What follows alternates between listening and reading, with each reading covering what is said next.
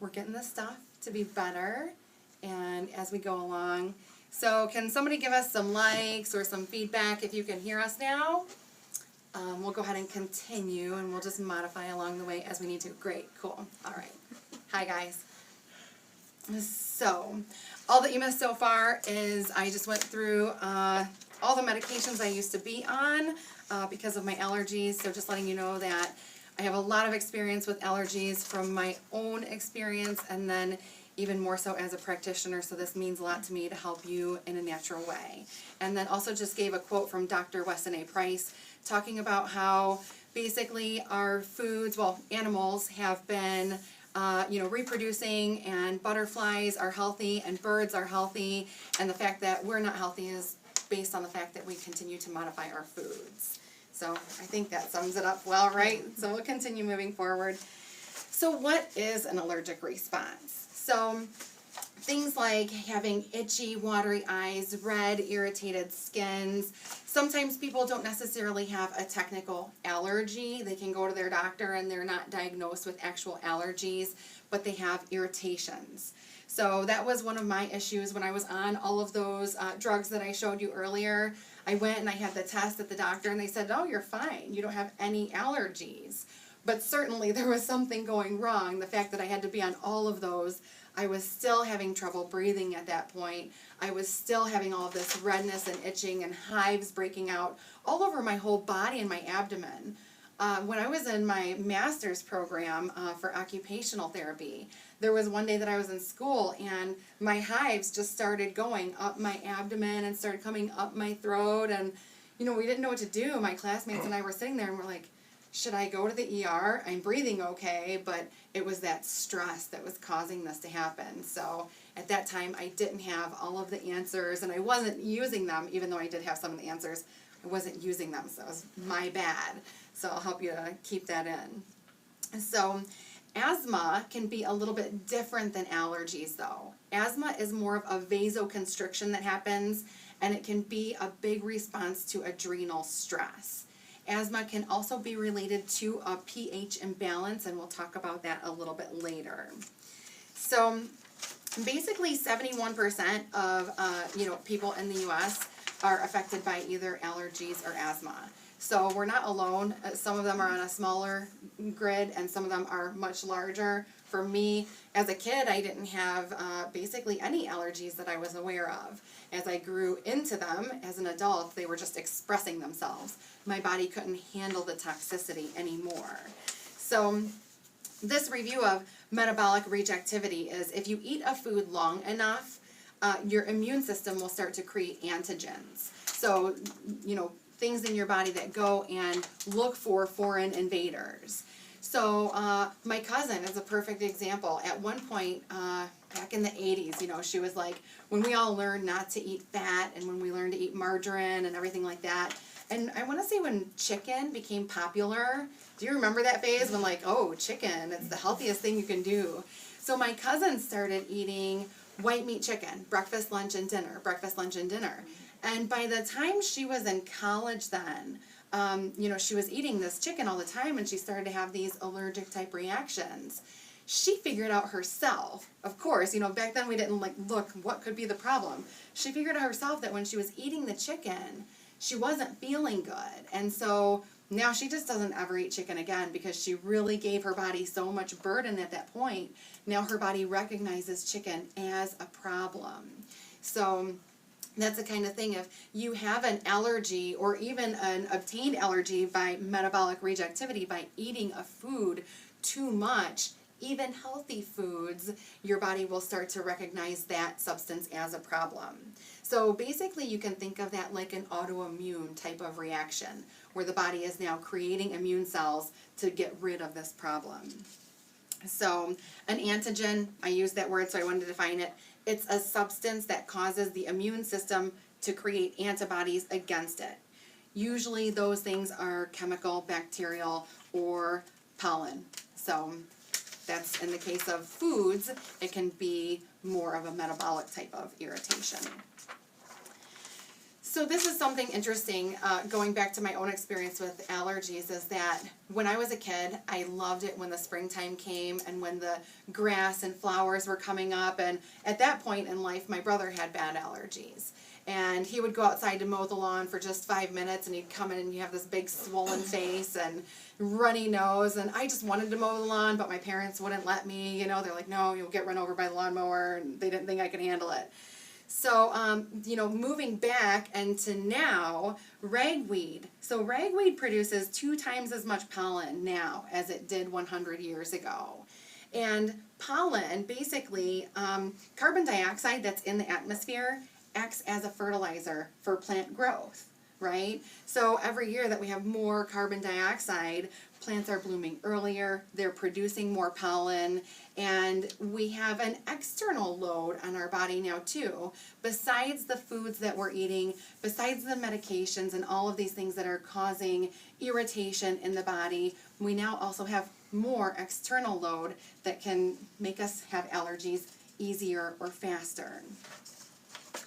So with that, an underlying problem, so I made this, I'm trying to get away from my slides, so I like just using paper. It makes it a little less stressful, and I keep more of my own notes and a few little things up here for you. So the things that you want to ask yourself, is there something to avoid?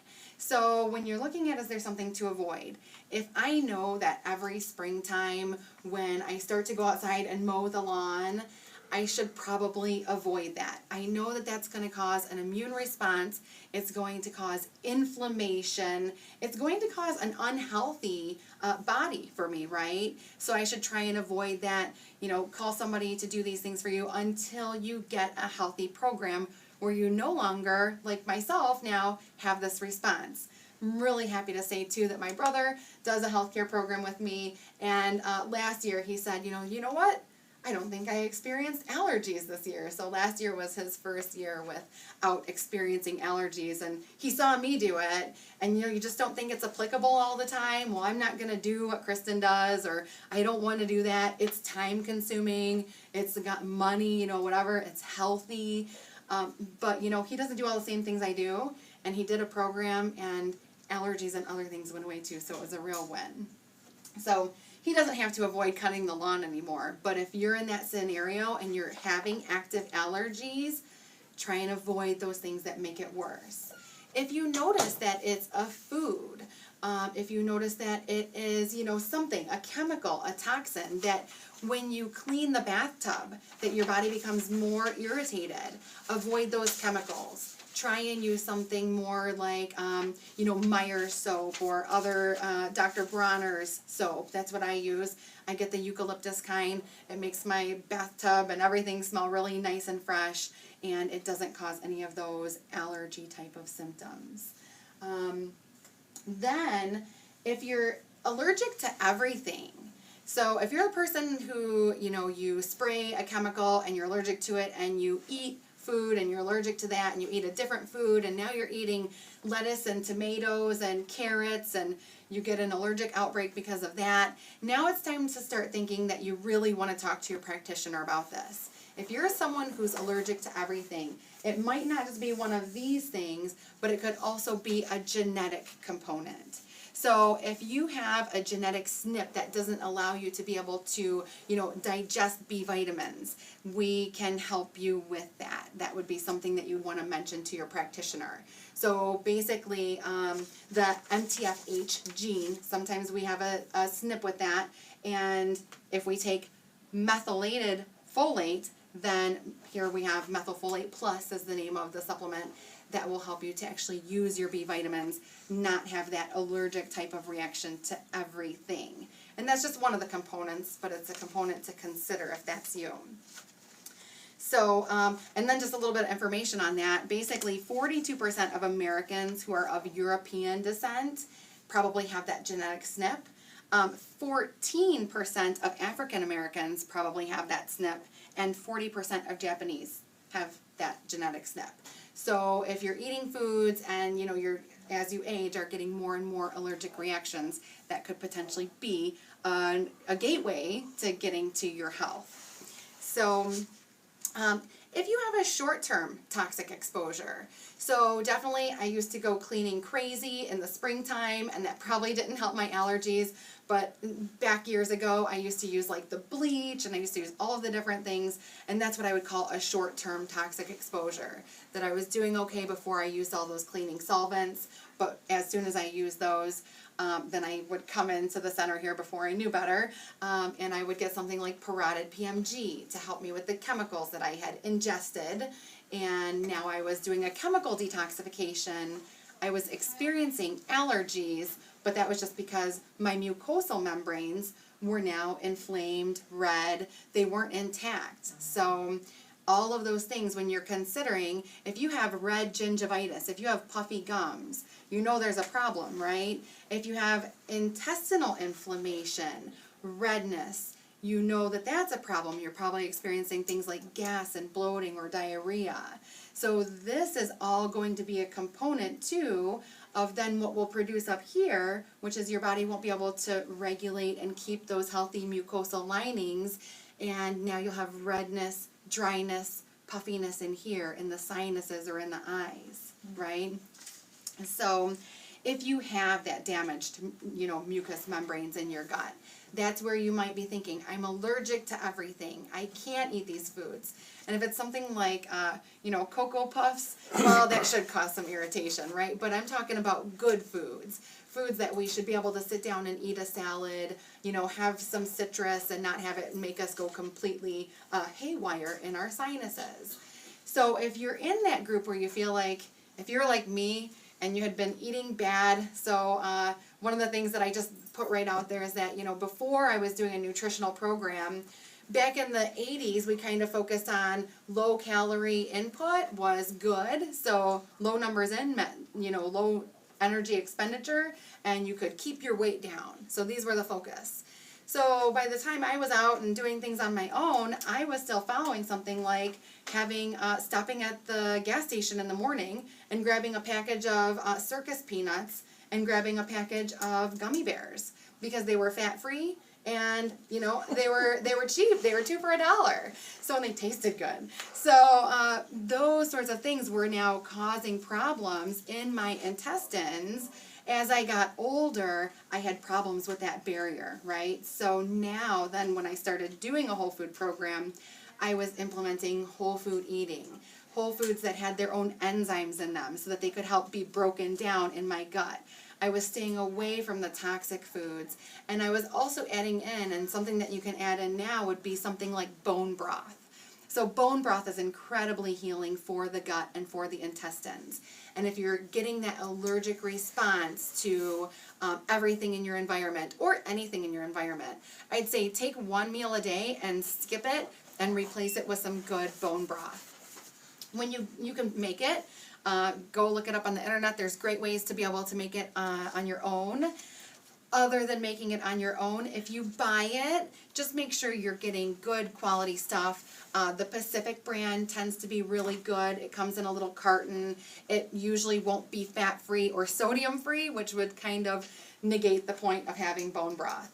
I do find a lot of bone broths out there, though, that will say sodium-free or fat-free, because not everybody has the knowledge and the things that we know today, and that fat and that sodium, that healthy salt, is what's helping our gut lining. So, very good. And if you've ever heard the term leaky gut, that's what I'm talking about. So it's where we are eating those foods, we're exposed to the environment, and we start to get gaps. And so now these foods are undigested, and they're basically entering our blood system because of gaps in our gut. Those gaps start because of the pesticides that are on our foods and because of lots of other irritating factors, chemicals, sugars, inflammation. So sometimes people will experience that they believe psychological or emotional stress is causing their allergies. And so I want to relate this to a body system now and a nutritional deficiency, and that would be your adrenals. So oftentimes if we're going through high periods of high stress and we're putting a lot of demands on our body, that would be something that taxes our adrenals. Our adrenal function is getting overused while we're putting all that extra demand. if you could think back to my story of when I was in college and I had all those hives coming up on my belly while we're just sitting in class, I was stressed. So I was having this immune response because of my stress that was going on internal. But physically, I just looked like I was relaxing in a pair of shorts and t-shirt and learning. But I, in my head, I was preparing for everything that was to come and for finals. And so I was having where we might think of a psychological response, but it's really just a nutritional response that I was eating sugars. I didn't have enough Celtic sea salt to be able to support my adrenals. I didn't have good fluids, so all of these things were playing a role in that lack of health. So inflammation, something that I talked about before is, if you're somebody like me and you're using all of these, nose sprays and stuff like that, and you're drying things out, because that was the only way I could manage at that point in time. So I was drying out my mucosal membranes, and basically that's causing dryness, it's causing irritation, and it opens, the mucosal linings to pathogens. So now I'm going to get inflammation as a response. So I would go back and forth between having completely runny face, where I could just, you see now, do you guys ever go on the internet and see that picture of a person with toilet paper on their head and it's, like a roll, they could just use it? That was the way I felt back then. I actually used to carry a whole bag of tissues in my purse with me because there were a particular tissue that didn't bother me. I realize now that some of those other tissues have formaldehyde in them, and so that formaldehyde was what was always bothering my nose. When I got those really good tissues, they didn't have the formaldehyde like many paper products do, and so that wasn't causing worsening of my allergies and worsening of the inflammation. So yeah, as you kind of go through those remedies that don't work, you increase the inflammation, you decrease the health of the tissue. So this is where I'm going to kind of interject the point of talking about hydration. So hydration is a really important part. And you hear, I heard my grandma talk about this. I heard anybody talk about this. We all know if you're having allergies or if you're sick, if there's anything type of congestion, you need to stay hydrated. But when you stay hydrated, you also want to make sure that you're adding Celtic sea salt to your water. So Celtic sea salt is naturally thinning to mucus. It will also allow the hydration of your water that you're drinking to actually get into your cellular tissues. So if you're just drinking tap water that may or may not be loaded with tons of chemicals anyway, it might not be doing you the best, but if you at least add some Celtic sea salt into it, you'll get that blend of 80 minerals that are, present in the Celtic sea salt.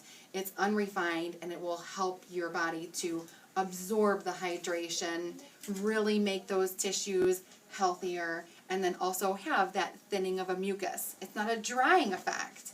It's a thinning of the mucus so that it should be a healthy mucosal membrane.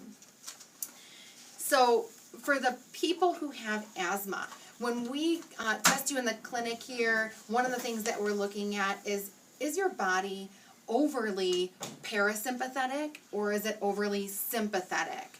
So these are nervous system things. And basically, if you are the person who, is real relaxed throughout the day and, you should be able to experience a little bit of stress, but you kind of don't care and you're always kind of groggy maybe, I don't know if that's the right word, but you're always kind of more relaxed than you could be. You might be overly parasympathetic. Your body systems might not be working like they could. Just ramp it up a little. This would be the person who'd be more prone to asthma attacks. And so if they had some foods or supplements that made their body even more relaxed, they might be more prone to experiencing the asthma attack. So in the experience where somebody has asthma attacks, they benefit from acidic foods or acidic supplements most of the time. So that's why you've probably experienced that if somebody's having difficulty breathing, they say give them a cup of coffee because it can be more acidic and it can help with that. So that's why it's helping in that scenario. For someone who is sympathetic, overly sympathetic, they're always fight or flight. They're elbows are practically taped to their ears. They're stressed out. And this person this would be like me when I was in college, right? So I was really stressed out. I might not have shown it on the outside. I probably did and didn't think that I did. But, I was like super stressed out and really high strung. And you guys are laughing at me right now. So I would have had more benefit from some relaxing, more alkalizing things like a green drink, our Greens First Pro, organically bound minerals. All of these are more relaxing, alkalizing to the body, and so then they will help to relax that overly sympathetic nervous system, that fight or flight that's just constantly on too high. So both of those things can cause those types of irritations. Now, that overly sympathetic would be more likely to cause something like hives or, itching, stress, than actually the shortness of breath might do. So, and that overly sympathetic is going to have more strain, again, on the adrenals. We talked about the adrenal glands, and, sometimes if you're stressed out and you're having a little pain in the back here, that's something to talk to your practitioner about. It's something to call us and tell us, because it can help us kind of guide our planning in what we need to do for you. If you get stressed and you want to eat salty chips and you have a little bit of back pain, that leads us all in the direction of, okay, you're probably a little bit adrenal fatigue, and we might need to add something in addition to your supplements, like getting your Celtic sea salt in water, because the sea salt does help our adrenal function as well. So very good. So we talked about having the good healthy barriers intact, so our mucosal membranes, our gut lining. We also have to have a healthy liver. So if we're not getting, a good diet that is high in green vegetables, high in healthy fats, and low in sugars, low in processed foods, no processed foods is ideal, and low in fruits also. So fruits will also congest up that liver. When we eat fruit, we're getting fructose, which is the most foreign to the body. So the liver will very readily, if we eat some fruit and we have some eggs in the morning, we think that's a fabulous breakfast, right? The body is going to digest that fruit first. And if we eat too much fruit, if we eat, like I used to eat a whole bowl of fruit, right? So if we eat that much fruit, think of how much energy that is. And think of 80 years ago. My grandparents would have never served us a bowl of fruit like that 80 years ago. They just wouldn't have thought of eating that much fruit. By the time that we were all older, we ate way different. Society had changed.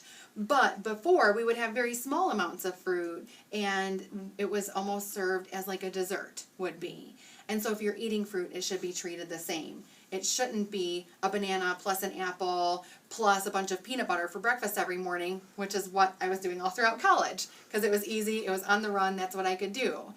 Now I'm still on the run, but I do something like I make up my own guacamole, or I go up to the local market here and I pick up their little container of guacamole because it doesn't have added junk in it, and I eat guacamole for breakfast. So, you can still make these changes and have things be really simple, really easy, but healthy and not high in the sugar fruit.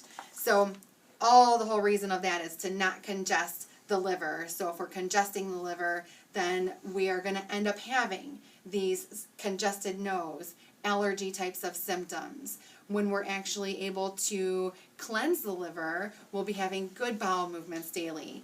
Congestion, excessive hunger, things like that will start to go away. That's how you know that you're doing a good job cleansing your liver. All right. So our body's regulation is really important with allergies and immune responses too. So if we don't have the ability to regulate between that parasympathetic and sympathetic, or if we are eating the same food, like I talked about, over and over and over, where our body starts to make those antigens toward that food, now our body will start to act like an autoimmune type of situation, where it's always acting to those things. It doesn't know how to regulate, and if we're taking something like I was taking before, the Emergen-C, which was just toxic anyway, but I was taking all these C vitamins and zinc vitamins, and I was doing all this stuff for my immune system, and I was almost creating an overactive immune system in that type of case, like an autoimmune, where everything I did, it made my body react even more because I wasn't doing the right thing. So we can read, we can look stuff up, we can figure out all these great things, but we have to figure out what's right, what's happening in our individual bodies, which of these scenarios. So if your body can't recognize an irritation, and if it can't have a good barrier, and if it can't have good resistance, and finally if it can't regulate, you can add all of the supplementation, and you can add things. So like here I wrote, is there a deficiency? Is there a C deficiency or a zinc deficiency? Because we truly can have those deficiencies. When that's the case, we add whole food supplements into it, and I look like an absolute magician. You know, it's like, oh, I just got you the best thing. It was just like that. And it rarely happens, but when it does, it's so beautiful. But if there's a deficiency, we can add those things in. But if it's not a deficiency and you're treating it like a deficiency, you can cause problems in the body. So that's for us to help you figure out, is there something to eliminate or detoxify? This would be where we're having an overgrowth of mold or fungus, or we have heavy metal exposure or heavy chemical exposures. We have to detoxify these bacteria. If you eat a lot of sugar, this is where you'll fall, because you're probably eating so much sugar, and this is like, I was doing this years ago. And so if you're eating a lot of sugar, that sugar can create a bacterial overgrowth in the gut. It creates a wonderful place for bacteria and fungus to live and thrive. And so that's why even doing things like the fasting mimicking diet, or what I call the five-day modified fast, I looked up a lot of information and then I still made it different and made it my own. If you're on YouTube, you can look up my modified fasting diet and watch that video and see if that applies to you. So you guys can all go home and watch that. But it was basically, I took 5 days and I ate avocados at breakfast and dinner, and then added in a few stalks of romaine. Stalks meaning the whole stalk, not just a leaf. That was a popular question. And added in, over 5 days, I ate 4 ounces of Celtic sea salt. And I'm not a salt person. So while I'm doing that fast, because it is a fast, although you're eating food, you're only eating about 25 to 50% of your normal caloric intake. So your body is purging, detoxifying, and you're drinking a healthy green drink. I use the one that we have here, the Greens First Pro, and that can help reset the gut. It can help reset the immune system and also help you battle those allergies types of attacks as well. It can help you cleanse and detoxify the liver. It might be a little bit of strain on your adrenals if you were having adrenal type of stress.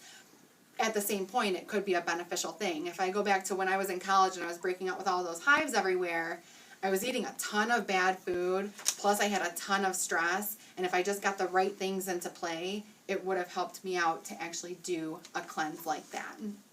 So, but when you don't do all of these things, if you don't clear the toxins, if you don't, get the recognition of what your body needs to do, remove the barriers and get a healthy barrier, then what happens is we can add whole food nutrition, and we just don't get lucky with it because it's not set up in the right environment. We have to do all of those things to get those right. So if you're someone who, you're making some changes and you're not yet seeing the results, it doesn't mean that your body doesn't work. It just means that you have to go to another layer. You've got another layer of cleansing or another layer of help that you need to get to get to that desired outcome that you're looking for. I can definitely relate to that. Going through so many things on my own, I would think like, oh, the one time when I added that deficient nutrient, it felt great. Other things I had to work a lot harder for. And so just some information. So I talked a lot about avocados, but now I'm going to talk about some foods that could be a little bit irritating for your body. So wine. So the FDA actually estimates that 1 in 100 people are sensitive to sulfites. That's from the FDA. I wouldn't be surprised if it's even more than that. I don't really drink wine that often, but recently I had a bottle of wine gifted to me, and it was a sulfite-free organic wine. And so I split it with some friends, and we just try to pay attention, like how did we feel? And normally we get really kind of red and blotchy and irritated, and we didn't after having that wine. So that was pretty interesting. It still isn't ideal or optimal for health. I don't recommend it, but you know, it was just interesting to see that there could be less irritating forms of food out there. If I'm in the middle of an allergy attack, I'm sure it's certainly not going to be testing out foods like that. Glycoproteins. So this is something that is formed during the fermentation process of a food. So think of things like bananas or kiwis or fruits that you let sit on the countertop so they get to that just right phase. Those are going to be things that aggravate allergies, congestion, sorts of responses in your body. So stay away from any of those fermenting type of fruits because of the glycoproteins that will be in there. So glucose intolerance. So this is when we don't break down the sugars. It's actually estimated that approximately 80% of women, healthy women, have a level of glucose intolerance, and that we don't actually digest sugar at the rate that we should. We digest it too quickly, too readily, and then this can cause some irritations in our body with allergies as well. And definitely eating increased amounts of sugar, healthy sugar, I give you the little quotes because really sugar just isn't healthy, but you know, things like fruits and especially the refined sugars are going to cause increased inflammation. So sugar actually suppresses our lymphocytes, so our white blood cells, by 40%. So if you think of the immune response of our body that is so important with allergies, and you think of eating sugary foods, like when I was getting a banana, eating an apple, maybe stopped and I got Panera bread with chicken for lunch, and ultimately even the Panera bread with chicken, it's a protein, but it's going to break down as a sugar after I've stored it in the liver. The liver is going to convert that stored protein into sugar to use it as energy. So I was basically eating sugar plus more sugar, and more sugar and more sugar. And so my body was getting really upset. You can see where if sugar suppresses your lymphocytes by 40%, you're suppressing your lymphocytes all day long, your white blood cells. You're suppressing your immunity. And if you think even, this was something that I thought of, when you send kids off to school, and at first they're all getting sick, and what do? They go from potentially fasting a lot throughout the day, eating an early breakfast, running with mom, or I would run to my grandma's when I was a kid and be there all day until late when my grandpa came in for dinner, and we'd be playing outside. We didn't just sit around and eat all day. But then once kids go to, grade school, or once they go to kindergarten, and there's snack time. They snack when they get there, and they snack midday, and then they keep snacking, and they have snacks in their pockets, and there's snacks all over.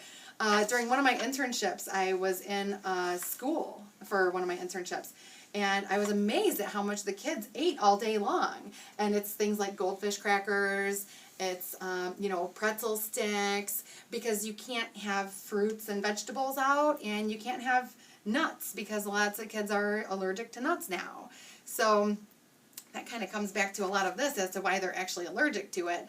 But the whole point is their lymphocytes are basically being suppressed all day long, because now these poor kids who had this great little digestion, they're going off to school and they're eating sugar all day long, and it's suppressing their immune system. So it's no wonder that we actually see the little ones getting so ill when they go off. They're not only being exposed to more toxins, and that is a reality of it, but they're also not having the immunity to be able to ward some of that off. One of the benefits of coming here to the Healing Center, if you're a distance patient, find yourself a chiropractor. If you have not established a relationship with a chiropractor, or if you have chronic sinus problems, oftentimes the C2 vertebrae up here can be out of alignment. You can just need an adjustment. That was one thing. Dr. Schmidt, I had never had adjustments, and back then when I started getting all those sinusy problems, he adjusted me and I was like popcorn in here, and it was just amazing how much better I felt. So getting an adjustment, And actually, this is something that Dr. Vickers, he's a chiropractor here, and he's an applied kinesiologist. We were talking about some of this allergy stuff the other night, and he was talking about, so the muscles in your legs here can be related to your response of your adrenals in the work that he does.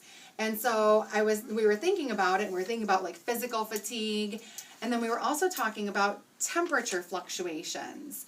And so if you think of when I was sitting in class and I was having my adrenals really working hard and I was getting those allergies because of it, think of when you run outside and you run to go get the mail in the middle of winter and you don't put on your coat or anything and you're freezing cold. Your body is responding to that, right? Your adrenals are responding to that. So later, if you have that thermal change, your adrenals respond to that thermal change. That's like threatening to our body. If you run outside, oh, the trash comes today, run outside, no shoes on, you're in the snow. Your body is responding to that thermal change so that you don't look like you feel under threat, but you are in your adrenals. So if you get sick after that, or if you have, been having a rough winter where you're out chopping wood or doing lots of stuff, losing your power all the time, and then later that springtime you're having a more rough, difficult time, you've got to consider these thermal changes and also, again, the stress on the adrenals. So it's amazing. The more people that you work with, and then you start to notice, like, oh yeah, those different situations. I never thought of my body being in fight or flight when I ran outside. Has everybody here run outside in the snow? If you live in a snowy environment? Yeah, I've done it. And my feet felt like they were on fire, and that's because of a brain thing that we don't sense the difference between cold and hot. We can actually understand cold as hot when it's that cold, but it's our nervous system, it's our adrenals that are keeping us from acting as though we feel as bad as we do. So processed foods and poor food quality. These are just things to just rip out and throw away. I used to eat Triscuits, so I thought I was doing a really good thing by eating shredded wheat for breakfast, which I loved, and Triscuits in the afternoon with a block of cheese, and I would slice up the cheese. And I was completely allergic to dairy, and I was completely allergic to wheat.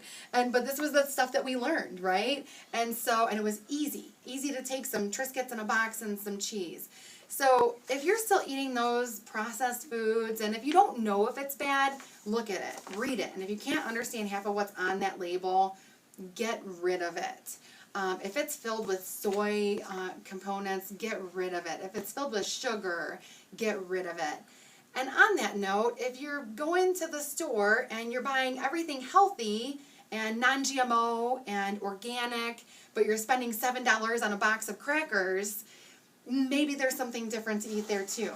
One of my good friends here, she was just eating avocado spread guacamole on sliced cucumbers today. And I've never used sliced cucumbers to put my guacamole on. So think of those different routes of forms. You don't have to have chips. It doesn't even have to be an organic chip made out of beans or anything like that. You can just use vegetables as these sources of food. Things that have those enzymes in them to break them down. So we already talked about eating the same foods over and over. It can cause that antigen response. It can also break down your intestinal mucosa and lead to that intestinal permeability, especially when you're eating those processed foods because they don't have as many enzymes in them. And dairy. So when we're talking about dairy, I would say if you're still eating dairy and you're doing well with it, that's fine. But if you're having allergies, you should really cut out your dairy. So consider it. If you have to just consider, I'm going to cut out the dairy from breakfast, start somewhere. If I'm going to cut out drinking milk or eating cheeses, those would be the first two things to cut out. Drinking processed milk is probably one of the most toxic, inflammatory, and it provides the body the ability to create a lot of real thick mucus. So if we're working to thin the mucus, adding the Celtic sea salt to some water, but then we're drinking milk or having cereal, healthy cereals, things like that, we're actually undoing some of that progress. So conventional dairy, it's heated, right? So it kills the enzymes for us to be able to help break down some of those milk proteins when it gets heated and pasteurized like that. So it's one of the things that can cause a lot of problems. Now, if you're allergic to a lot of pollens, here are some foods to avoid. So oranges, tomatoes, melons, and figs can all have more pollens associated with them and can cause more of an immune type of allergy response. If you know that you're allergic to ragweed, bananas and cantaloupe are things that you should stay away from. So having said this, if you are interested or have ever read about Chinese medicine, and you've heard like dampening types of foods, so dampening foods are melons, bananas, and dairies. So even going through and just picking some of the foods out of there, minus these other irritating factors that they have with digestion or pollens, but they also... Dampening foods. So dampening foods are foods that will kind of create more wetness in the body. So if you think of that, if you have the congestion and the runny nose and runny sinuses, and that's not something that we practice here, but it was just funny when I read that, those 3 foods, I went back and I circled them on this, and they were already on my same slide. So that's one thing that you can focus on, staying away from those foods. Foods that promote or actually trigger higher histamine in your body are any fermented foods, processed meats, smoked fish, and dried fruit like raisins. So if you're someone who's eating raisins or dried fruits to be able to kind of move your bowels, right? Now you've got a scenario here where if you're not clearing your bowels well yet, but you're getting allergies, and you're eating some of these fruits, it could be, give or take on whether or not you should continue doing that. Or if you need to maybe consider something different, especially during allergy season. When we're looking, is there something to avoid during that time that our body's having more trouble? That may be a time to back away from those foods and then add them back in when it's not an allergy time for you.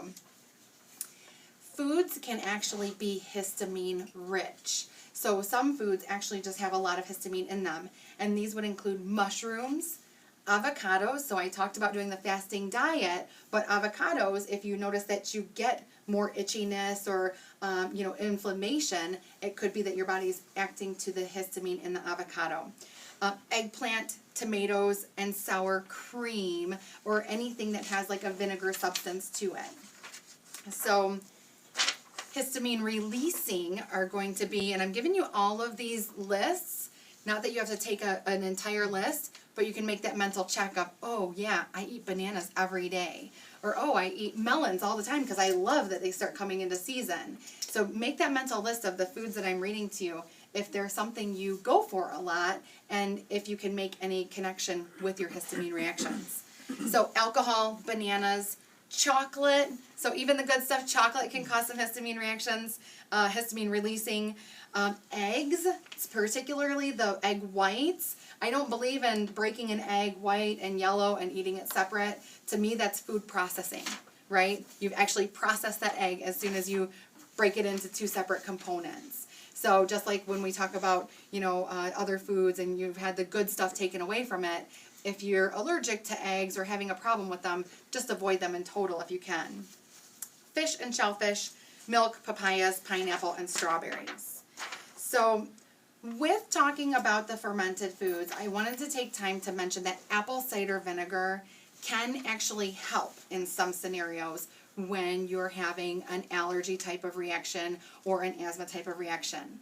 And that is not necessarily because of the probiotics in it or because of the digestive functions that we normally look to it, but it's because of the acidity.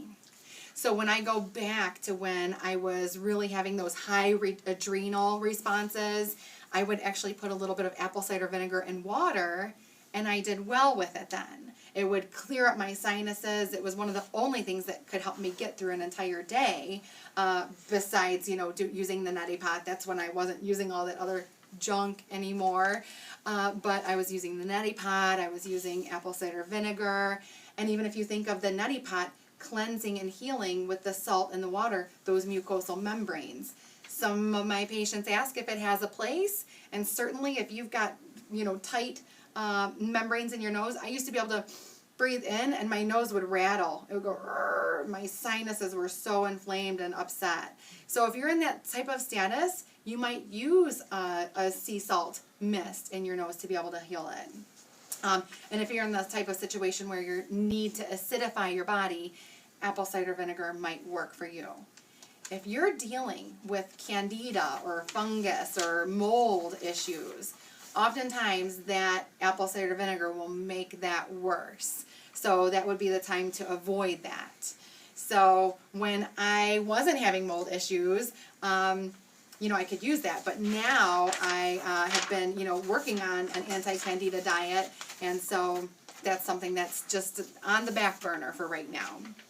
So along with talking about cleaners in your home and other ways that you can reduce your allergens, think of, as we're moving into the summer here, ways that you can do natural skin protectants. So I have a summer fun class, where I go through lots of details on this. But some of the simplest things that you can do is, number one, if you've fallen into that category of people who are buying the spray-on sun protectant, throw it in the trash. That's the most toxic thing that I can think of since margarine. So it's just bad. It's got a lot of real nanoparticles that can really get into your sinuses, really get into your cells, and the sun protectant, it's really just a cancer causer anyway. Take yourself outside with some wheat germ oil or with some coconut oil.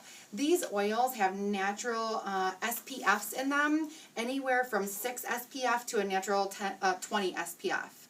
Our own sebum of our skin, so our own sweat, actually has between a 4 and 8 natural SPF anyway. So we were created to be able to combat and battle that sun anyway. And if you need to add more, those are just 2 really easy things that you can do.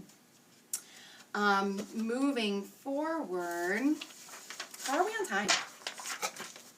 8 o'clock. Oh, right. All right. So we're going to wrap this up real soon here. Get outside when it's not allergy season. So one of the biggest problems, if you go back to, decades ago and come into the time now, I used to go out and play. I used to go sledding all the time. We would go outside even if it was cold. We put our, feet inside of plastic bags and boots, and then we went outside. We did whatever it took. Multiple layers of socks. We went outside. Now we sit inside, we look things up, we go on YouTube, we have lots of great resources in life, but we need to get outside during what I call non-allergy season. So if you're having allergies every springtime, make sure you're getting outside throughout the winter so that you're exposed to some of the pollens and irritants to your body so that it's not such a stress to your body when it comes. Also, you can go to your local farmer's market. Local is key here. You want to buy raw local honey.